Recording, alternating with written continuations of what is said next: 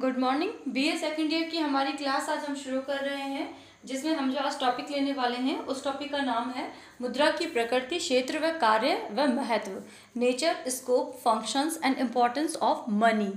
तो अब हम इस टॉपिक में क्या क्या पढ़ने वाले हैं। हम इस टॉपिक में ये पढ़ने वाले हैं कि सबसे पहले मुद्रा का मतलब मनी, या जो हमारे पास एक ऐसा तरीका जिससे हम वस्तुओं को खरीद सकते हैं, सेवाओं को खरीद सकते हैं। तो सबसे पहले हम ये पढ़ेंगे कि मुद्रा क्या होती है, या हम मुद्रा किसको बोलते हैं, या हम ऐसे कह सकते हैं कि मुद्रा की परिभाषा क्या है। तो सबसे पहले हम मुद्रा की परिभाषा के बारे में पढ़ेंगे। उसके बाद में हम यह पढ़ेंगे कि मुद्रा की आवश्यकता क्यों पड़ी। जो हमारा सेकंड टॉपिक होगा वह यह होगा कि एक कंट्री में, एक अर्थव्यवस्था में मुद्रा की आवश्यकता क्यों पड़ी, क्या ऐसे कारण रहे होंगे जिसके कारण मुद्रा रूपी वस्तु अर्थव्यवस्थाओं में आई। फिर हम ये पढ़ेंगे कि वर्तमान में जो मुद्रा है, चाहे वो अमेरिकन डॉलर हो, चाहे वो भारतीय रुपया हो, चाहे वो कुवैत के दिनार हो, चाहे वह ऑस्ट्रेलियन डॉलर हो, तो उसका कार्य क्या है। तो हम पढ़ेंगे मुद्रा के कार्य। उसके बाद में हम यह जानने की कोशिश करेंगे कि जो मुद्रा के अलग अलग कार्य हैं उनका हम क्लासिफिकेशन करेंगे, और फिर लास्ट में हम मुद्रा के आर्थिक महत्व को जानेंगे। मुद्रा के आर्थिक महत्व को जानेंगे। तो इस तरीके से हम मुद्रा के टॉपिक में 4 चीज़ें पढ़ने वाले हैं, 4 टॉपिक्स पढ़ने वाले हैं, 4 सब टॉपिक्स पढ़ने वाले हैं कि मुद्रा क्या होती है, मुद्रा की परिभाषा के बारे में हम जानेंगे, फिर मुद्रा की आवश्यकता क्यों पड़ी, मुद्रा के क्या कार्य हैं और मुद्रा का आर्थिक महत्व क्या है, इन सब के बारे में हम जानेंगे। तो हम सबसे पहले हमारे जो सबसे पहला मुद्दा है, जो सबसे पहला टॉपिक है, उस पर चलते हैं कि मुद्रा क्या होती है।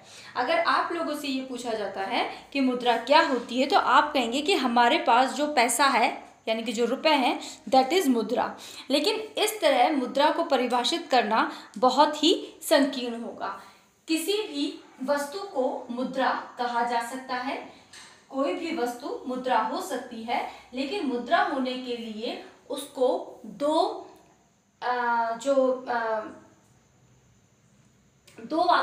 बातों की पूर्ति करनी पड़ती है। सबसे पहले जो भी वस्तु है वो मुद्रा हो सकती है, वो मनी हो सकती है, लेकिन उसके लिए सबसे पहले वो लेन देन का कार्य कर सके, यानी कि उससे वस्तुएं या सेवाएं खरीदी जा सके, तब वो मुद्रा कहलाएगी।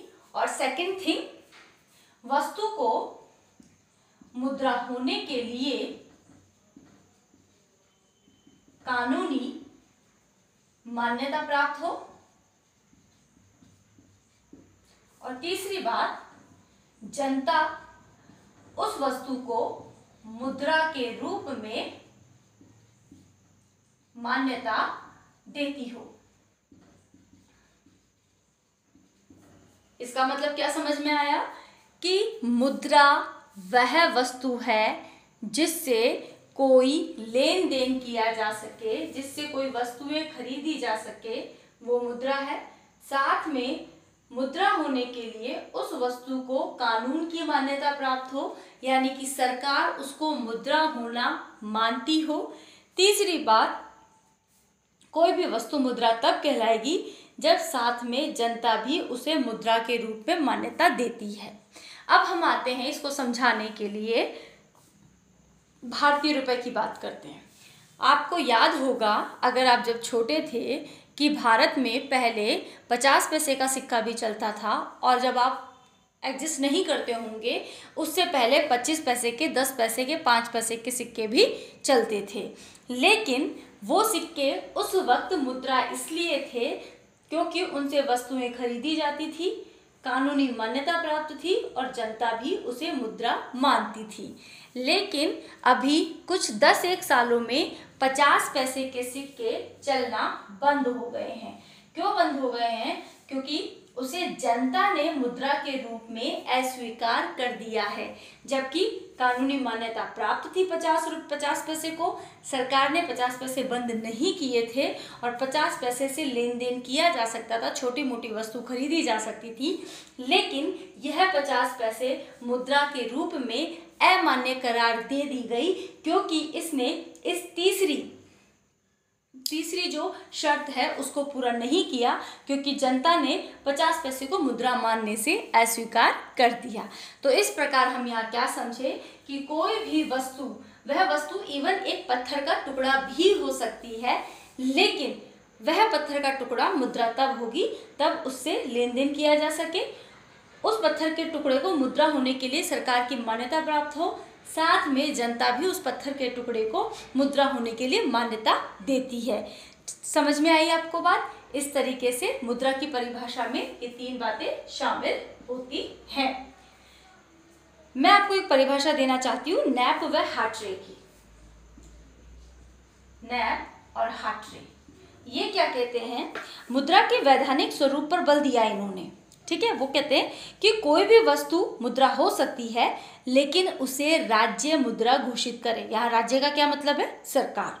राज्य उसे मुद्रा घोषित करे और मुद्रा के लिए उसे कानूनी स्वीकृति प्राप्त हो। तो नैप व हार्ट्रे ये कहते हैं कि कोई भी मुद्रा तब होगी जब उसे वैधानिक स्वीकृति प्राप्त हो। वो वैधानिक स्वीकृति कहाँ है? ये वाली रही आपकी वैधानिक स्वीकृति। अब हम पढ़ेंगे कि एक अर्थव्यवस्था में मुद्रा की आवश्यकता क्यों पड़ी। सेकंड बार हमने क्या कहा था कि हम क्या पढ़ेंगे? मुद्रा की आवश्यकता क्यों पड़ी, क्या कारण है कि अर्थव्यवस्थाओं में मुद्रा अवतरित हुई, अर्थव्यवस्थाओं में मुद्रा लेन देन के लिए काम आने लगी। इससे पहले मैं आपको बताना चाहूंगी कि जब मुद्रा का आविष्कार नहीं हुआ था, मुद्रा एग्जिस्ट नहीं करती थी, उससे पहले सभी प्रकार के लेन देन वस्तु विनिमय पर आधारित थे। वस्तु विनिमय पर आधारित थे, इसका मतलब ये था कि अगर किसी से कोई वस्तु खरीदनी है, वस्तु क्रय करनी है किसी से, तो बदले में मुद्रा तो उस वक्त थी नहीं, तो बदले में वस्तु ही दी जाती थी। तो इसे हम कहते हैं बार्टर सिस्टम या वस्तु विनिमय प्रणाली। उदाहरण के लिए, अगर किसी व्यक्ति के पास एक गाय है, लेकिन उसे एक गाय के बदले 4 भेड़ें चाहिए, तो उसे ऐसे व्यक्ति को ढूंढना होगा जो 4 भेड़ें देने के बदले एक गाय को प्राप्त करना चाहे। तो ऐसे में X और Y आपस में गाय और भेड़ों का एक्सचेंज कर लेंगे और ये एक्सचेंज क्या कहलाएगा? वस्तु विनिमय प्रणाली के अंतर्गत क्रय विक्रय। ये तो था वस्तु विनिमय प्रणाली। लेकिन मुद्रा का आविष्कार क्यों हुआ, इसके लिए हम आपको यहाँ पर 4 तथ्य प्रस्तुत कर रहे हैं जो ये बताएंगे कि क्यों मुद्रा का आविष्कार हुआ। तो सबसे पहला जो हमारा कारण है वो इसी उदाहरण में है। देखिए मुद्रा का आविष्कार क्यों हुआ।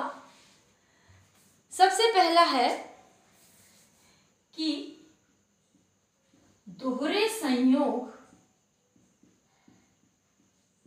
का आवश्यक रूप से विद्यमान होना। दोहरे संयोग का आवश्यक रूप से विद्यमान होना। बार्टर सिस्टम का या वस्तु विनिमय प्रणाली का सबसे बड़ा दोष ये था कि किसका दोहरा संयोग? आवश्यकता का।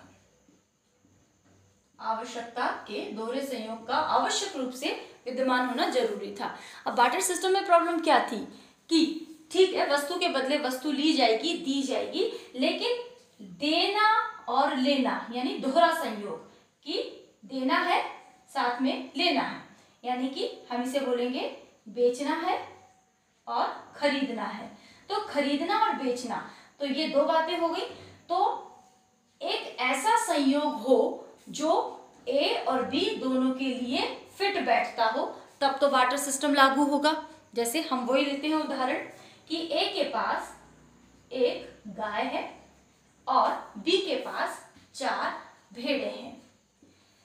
ए की आवश्यकता आवश्यकता ये है कि वो एक गाय बेचकर 4 भेड़ें खरीदना चाहता है, और बी की आवश्यकता ये है कि वो 4 भेड़ें बेचकर एक गाय खरीदना चाहता है। अगर ए और बी आपस में मिल जाते हैं तो हम कहेंगे कि यहाँ पर आवश्यकता का दोहरा संयोग विद्यमान है और दोनों आपस में वस्तु विनिमय करके एक्सचेंज कर लेंगे अपने अपने मवेशियों को। लेकिन अगर मान लीजिए ए का जो आवश्यकता का संयोग है वो ये है कि वो एक गाय देकर 4 भेड़ें प्राप्त करना चाहता है, लेकिन उसे ऐसा कोई मिलता ही नहीं है, तो ऐसी कंडीशन में क्या होगा? ऐसी कंडीशन में ए के सामने बहुत बड़ी प्रॉब्लम क्रिएट हो जाएगी। उसे आवश्यकता के दोहरे संयोग को ढूंढना पड़ेगा, और अगर वो नहीं मिलता है तो वो क्रय विक्रय नहीं कर पाएगा। तो सबसे पहला कारण ये था कि आवश्यकता का दोहरा संयोग आवश्यक रूप से विद्यमान होना जरूरी था, लेकिन हमेशा ही दोहरा संयोग नहीं मिलता था। तो इस समस्या के समाधान के लिए मुद्रा अस्तित्व में आई। अब मुद्रा अस्तित्व में आने के बाद में ए व्यक्ति को गाय को बेचने के लिए 4 भेड़ें रखने वाले व्यक्ति की जरूरत नहीं थी, बल्कि वो गाय को किसी को भी ऐसे व्यक्ति को बेच दे जिसे एक गाय चाहिए, लेकिन बदले में उसके पास क्या हो? मुद्रा हो, और वो मुद्रा यहाँ पर आ जाएगी और इस मुद्रा से वो चाहे जितनी भेड़ें खरीद ले। तो क्या बात समझ में आई कि वस्तु विनिमय प्रणाली के अंतर्गत आवश्यकताओं के दोहरे संयोग का होना जरूरी था, और अगर ये नहीं होता तो फिर क्या होता? फिर क्रय विक्रय ही नहीं होता। फिर एक दूसरा कारण जिसके कारण मुद्रा अस्तित्व में आई, वो दूसरा कारण क्या था? बहुत ही इंटरेस्टिंग होने वाला है ये दूसरा कारण। दूसरा कारण ये था